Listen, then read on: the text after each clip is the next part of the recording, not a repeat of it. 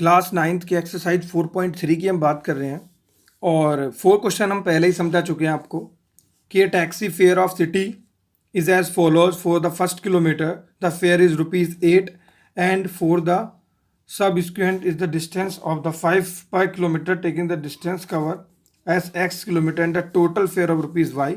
Right a linear equation for this information and draw the graph, draw its graph. तो ये question हमने समझा दिया तो कुछ कम समझ में आया था उस दिन, मुझे भी थोड़ा सा लास्ट हो गया था तो वीडियो बड़ी हो गई थी तो मैंने ज़्यादा ध्यान इस पर लगाया नहीं. तो मैं वापस से इसे समझाने की कोशिश करता हूँ. वो कह रहा है कि कोई टोटल डिस्टेंस कवर करती है हमारी, ठीक है, उसका जो किराया है, जो फेयर है वो फिक्स है, यानी कि पहले किलोमीटर के लिए वो ₹8 लेती है और बाकी के जितनी भी अदर हमारी डिस्टेंस है उसके लिए वो ₹5 पर किलोमीटर लेती है. तो हमको लीनियर इक्वेशन में वो कन्वर्ट करना है, फिर ग्राफ बनाना है. ग्राफ शायद आप खुद बना लेंगे, मैं चलो कोशिश करता हूँ आपको सॉल्व करने की.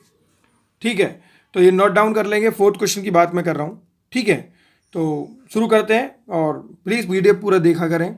मैंने देखा है आप 10-10 सेकेंड, 20-20 सेकेंड, 1-1 मिनट या 4-4 मिनट देख पा रहे हैं, तो प्लीज़ पूरा देखेंगे तो समझ में आएगा. ठीक है, थोड़ी मेहनत हमारी भी लगे कि हमारी यहाँ मेहनत यूज़ हो गई है. ठीक है, तो देखिए 4th क्वेश्चन है,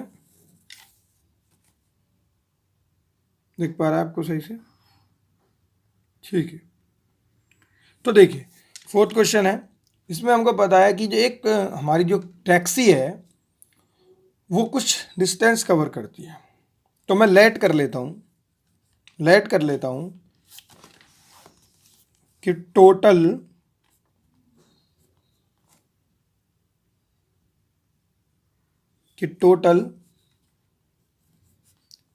डिस्टेंस, मान लेते हैं इसमें टोटल डिस्टेंस जो कवर की वो x किलोमीटर की थी. ठीक है, टोटल उसने x किलोमीटर कवर की और वो जो फॉर फर्स्ट किलोमीटर के लिए जो क्या कर रही है, जो किराया ले रही है हमसे, वो तो हमको पता है कितने ले रही है, ₹8 पर किलोमीटर. ₹8 ले रही है ना वो फर्स्ट किलोमीटर का. ठीक है, तो बाकी का जो बच रहा है हम यहाँ लिख सकते हैं फेयर फॉर द रेस्ट, यानी बचा हुआ ई ऑफ द डिस्टेंस. ठीक है, तो बाकी के रास्ते का जो बचा हुआ है उसका किराया क्या है भाई. टोटल x किलोमीटर था जिसमें से 1 किलोमीटर था उसने पहले ही हमसे ₹8 तो पहले ले लिए. भैया ₹8 दे दो, मैं बाद में काम होगा सारा. तो कुल मिला के मान लेते हैं अगर हमारा 10 किलोमीटर हमें जाना है तो 1 किलोमीटर का तो उसने पहले ले लिया हमसे ₹8. तो बचे कितने, 9 किलोमीटर बचे. तो हम कैसे लिखेंगे, 10 - (1), ठीक है, इंटू 5. बात समझ में आई. अगर हमें 10 किलोमीटर जाना है तो फर्स्ट किलोमीटर का उसने ₹8 पहले ले लिया, बाकी बचा कितना हमारा 9. तो कैसे लिखेंगे, 10 - 1 इंटू 5. ओके, तो हमको पता चलेगा कि हमने उसे टोटल कितने रुपये दिए अब तक. टोटल फेयर हमें पता है ₹8 तो हम उससे पहले दे चुके हैं 1 किलोमीटर के, और जो बाकी के किलोमीटर्स हमारे बच रहे हैं उसकी हम उसको क्या दे रहे हैं, ₹5 पर किलोमीटर के हिसाब से इंटू कर रहे हैं उसकी. अब बात समझ में आ रही है. तो यहाँ कितना हो गया हमारा 8 टोटल फेयर. हम लेट y कर सकते हैं, आप z कर सकते हो, t कर सकते हो, एज योर विश. मैं y कर रहा हूँ यहाँ. 5 के x में मल्टीप्लाई करेंगे कितना हो जाएगा 5x. 5 की 1 में करेंगे तो माइनस का कितना हो जाएगा 5. ओके, हो जाएगा y इज इक्वल टू 8 में से 5 जाएंगे कितना बचेगा 3. तो यहाँ पर जाएगा 3 प्लस के 5x. इस y को उठा के इधर लेके आ गया मैं. तो यहाँ पर हो जाएगा कितना 5x माइनस के y और प्लस के 3 इज इक्वल टू 0. इस 0 को इधर रख रहा हूँ मैं. ठीक है, तो ये हमारी कंडीशन क्या बन गई फर्स्ट. अब आपकी इच्छा है, आप यहाँ पे पॉइंट बनाएंगे, कम से कम 2 से 3 पॉइंट, 4 पॉइंट, जो भी बनाना चाहें आप बना लें. तो मैं अगर बनाऊंगा तो मैं कैसे बनाऊंगा, 5x इज इक्वल टू, इस सबको उठा के उधर ले जाऊंगा. यहाँ पे कितना हो जाएगा y माइनस के 3. ये माइनस का था इधर जाके प्लस का होगा, ये प्लस का था इधर जाके माइनस हो गया.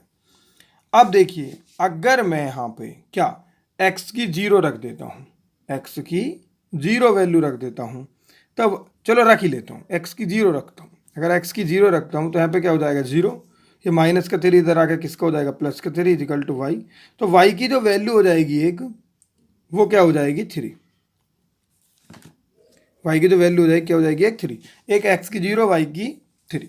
और अगर मैं वाई की 0 रख लेता हूँ, ऐसा भी तो है, एक बार तो हमने एक्स की 0 रखी, एक बार हम वाई की 0 रख लेते हैं, तो देखिए क्या होता है फिर। और हम यहाँ पे क्या करते हैं, y इज इक्वल टू 0 रख लेते हैं। और जब y इज इक्वल टू 0 रखेंगे तो कंडीशन क्या है हमारी, कंडीशन है हमारी 5x माइनस के y प्लस के 3 इज इक्वल टू 0। अगर y को 0 रख रहे हो आप तो 5x माइनस के 0 प्लस के 3 इज इक्वल टू 0 होगा। ये माइनस का है प्लस का, इधर जाके माइनस का हो जाएगा, तो 5x is equal to minus के 3। 5 इंटू में इधर आके डिवाइड में होगा तो x की वैल्यू कितनी हो जाएगी, माइनस के 3/5 हो जाएगी।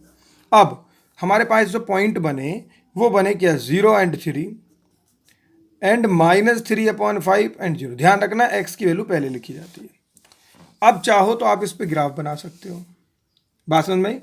तो आप यहाँ पे इस तरीके का ग्राफ बनाएंगे, वो आपकी मर्जी है, 0 1 2 3 4। आपको कोई ज़रूरी नहीं है 0 1 2, आप कोई भी वैल्यू रख सकते हैं, 1 2 3 4 5 6 7। ठीक है, मैं ग्राफ नहीं बनाऊंगा, आपको बनाना है क्योंकि मैं बता चुका हूँ। ठीक है, तो उसके बाद कुछ है नहीं। अगर आपको लग रहा है कि यार ये तो फंसा दिया, तो देखो मैं आपको बताता हूँ। 0 1 2 3 4 5 6 7। ठीक है, अगर आपको लग रहा है कि भाई यार ये तो बहुत मुश्किल कर दिया, तो आप 5 की इंटू इधर और 5 की इंटू इधर कर सकते हो, तो यहाँ पे माइनस के 3 आ जाएगा। बात समझ में आई, माइनस के 3 से आप ये बना सकते हो अगर आपको मुश्किल लग रहा है तो। ये प्लस का होता है, इधर जाके माइनस का होता है। तो पहला बना रहा हूँ मैं 0 to 3, तो 0 तो x की वैल्यू 0 है और 3 हमारा पॉइंट हो गया ये। तो पहला पॉइंट तो हमारा यहाँ पे आ गया 0 एंड 3। दूसरा वैल्यू माइनस के 3/5, तो मैं आपको बोल रहा हूँ कि माइनस के 3 इधर आएंगे, 1 2 माइनस के 3 यहाँ लिख लीजिए। क्यों कर दिया मैंने, 5 की इंटू कर दिया। ठीक है, माइनस के 3/5 इंटू 5 इंटू 0 5, तो हो जाएगा माइनस के 3 इंटू 0। तो एक पॉइंट हमारा यहाँ पे बन गया। तो ये हमारा इस तरीके का ग्राफ हो गया, बस बन गया, ये क्वेश्चन था। खैर अब चलते हैं 5th क्वेश्चन की तरफ। और एक हुआ 5th question, from the choose given below choose the equation whose graph are given in figure 4.7। तो 4.6 एंड 4.7 में हमको यहाँ पे चूज करना है भाई। यहाँ फिगर 4.6 भी लिखा है, हाँ। तो यहाँ पे 4.6 में कुछ कंडीशंस दे रखी हैं, 4.7 में कुछ कंडीशंस दे रखी हैं। इनमें से कोई चूज करना है आपको, मतलब एक कंडीशन इसमें वेरीफाई होगी, एक कंडीशन इसमें वेरीफाई। भाई देखिए ये तो चलो मैं भाई यहीं बता देता हूँ, वैसे सॉल्व भी कर सकते हैं इसको। मतलब x की y की ऐसी वैल्यू या x की ऐसी वैल्यू रखनी है, या y की ऐसी वैल्यू उनसे जो x के बराबर है। फर्स्ट कंडीशन, x और y की दो वैल्यूज़ को रखें और वो 0 आ जाए।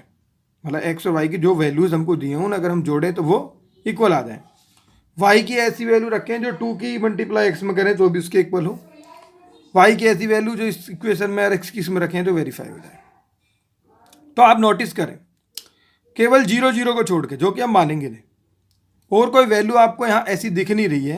3 वैल्यूज दे रखी हैं, बल्कि 2 ही वैल्यू दे रखी हैं, 1 एंड 2। तो 2 वैल्यू ऐसी हैं जो क्या x और y की इक्वल है, नहीं दिख रही। या 1 है या -1 है, या -1 है या +1 है। तो ये दोनों तो वेरीफाई, ये वाली कंडीशन तो वेरीफाई होगी नहीं। ये तो लिख कर लो आप। कैसे, अरे y और x की वैल्यू बराबर लग रही है क्या, कहीं नहीं लग रही ना, तो हो ही नहीं सकती। ठीक, तो फिर क्या, सेकंड कंडीशन है x + y = 0। x की जगह पे मान लेते हैं हमने -1 रखा, ओके। y की जगह पे हमने +1 रखा, क्या 0 आएगा, बिल्कुल 0 आएगा। -1 एंड +1 क्या होता है, 0 ही तो होता है। तो -1 एंड +1 यहाँ पे भी रखेंगे तो क्या आएगा, 0। यानी ये वाली कंडीशन यहाँ पे वेरीफाई होगी, ये इसका आंसर हो गया। नीचे का चेक कर लो आप, कोई सा भी इक्वल नहीं बैठेगा। बात समझ में आई, ये 2 ही वैल्यूज आप इसमें रख के देख लीजिए, तो कोई मतलब नहीं है ना। ठीक है, अब बात करते हैं हम किसका। तो यहाँ पे लिख सकते हैं x + y is the correct answer. x + y is the correct answer. ठीक है, तो यहाँ पे क्या करेंगे हम, x + 2 और x - 2। यहाँ पे भी सेम कंडीशन है, यहाँ पे 3 पॉइंट दिए हुए हैं, 1 -1 3 0 2 एंड 2 0। तो आपको क्या करना है कि वैल्यू लेनी है। मान लेते हैं -1 और 3 ले ले, तो y की जगह पे क्या रखना है हमको, -1 रख दिया हमने, -1। तो -1 एंड -2 कितना हो गया, -3। और y की वैल्यू क्या हो गई, 3 हो गई। अगर हम इसको इधर लेके जाएंगे तो क्या हो जाएगा, 0। हाँ भाई बात तो सही बन रही है ये भी। और अगर मैं ये बोलूँ कि y की x की जगह पे मैं 0 रख देता हूँ तो -2 हो गया, y की जगह पे 2 इधर जाके ये भी 0 हो जाएगा। और y की 2 कर दूँ। अरे हाँ, तो भाई देखिए यहाँ पे भी सेकंड कंडीशन हमारी बिल्कुल सही बैठ रही है। First, second, third and fourth तुम्हें चेक करनी चाहिए, बट मैं चेक कर चुका हूँ तो मुझे लग रहा है कि नहीं होगी। ठीक है, तो ये तो बहुत आसान सी बात हो गई। उसके बाद ये वाला क्वेश्चन इतना ही था भाई। मैं सोच रहा था कि इस एक्सरसाइज को पूरी खत्म कर दूं, लेकिन क्या करूं, टाइम इतना कम हो जाता है और जल्दी से जल्दी क्लास करते समय भी ये हाल है। ये क्वेश्चन आपको खुद करना है। ये तो मैं ही कराऊंगा। चलो, यामिनी और फातिमा, चलो ठीक है, अब अगली क्लास में मिलते हैं, क्योंकि मुझे लगता है कि 7 और 8 क्वेश्चन तो मुझे पूरा कराना चाहिए आपको। ठीक है, और कोई परेशानी आए आपको तो आप प्लीज़ मुझे मैसेज कीजिए, और जैसे पर्सनली करते हो ऐसे करते, इससे फोर्थ के लिए क्या है। ठीक है, और अपना ध्यान रखिए खूब, घर से बाहर निकलने की कोई ज़रूरत है नहीं, और बुक परचेज कर लीजिए, अच्छे से पढ़िए, मुझसे पढ़िए, कहीं से पढ़िए, कैसे भी करके बस पढ़िए। ठीक है, स्टडी को कंटिन्यू करिए, रुकना नहीं चाहिए। ठीक है, तब तक अपना ध्यान रखिए और अपने घर वालों का ध्यान रखिए। Okay, bye.